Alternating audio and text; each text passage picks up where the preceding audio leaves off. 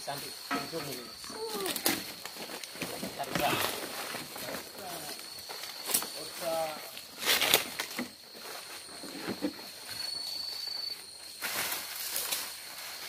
Itu ada tongkat, Wak Geng. Tongkat ajaib nih, Wak Geng, tongkat ajaib.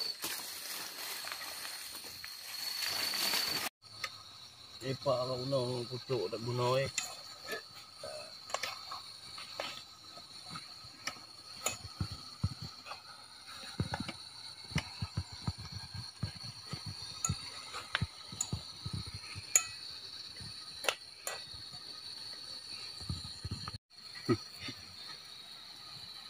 Bông kuyunya di ngai di ha.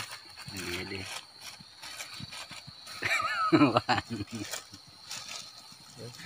Ini wah.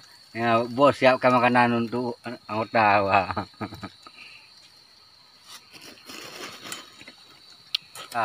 Lagi diajar cara masak. Menu alam.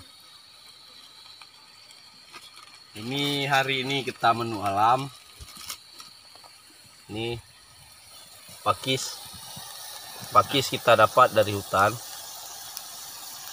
Ini hati ya, hati pisang, Batang pisang kan.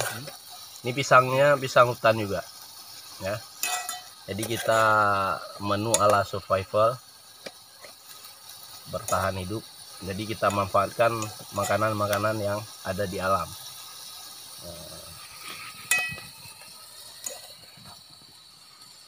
Jadi konten sih.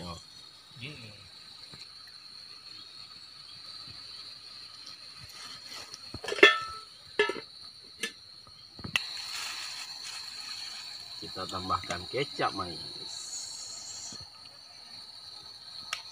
Nah, kawan.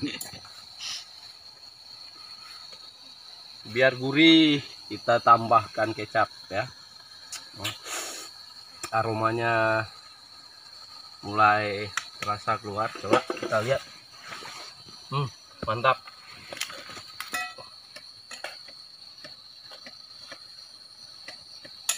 Jadi masak kecap pisang. Masak kecap batang pisang. Pakai kecap. Tapi ya nanti lah. Mikrofon dong, Bang, bakdang dong. Ya, ada.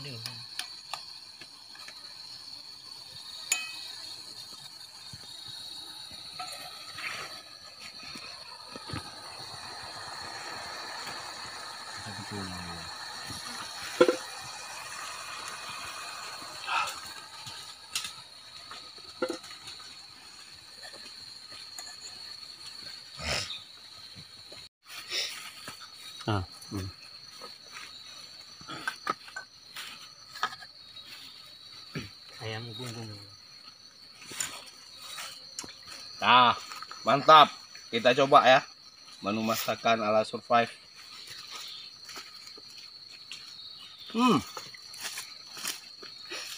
Kalian semua wajib coba. Serius. Coba Luar biasa. Coba rasa. Mantap. Coba rasa. Ada iwak asin juga ya? Ada lah. Kan iwak asin itu. Uang goreng campur itu. Pakai pisang.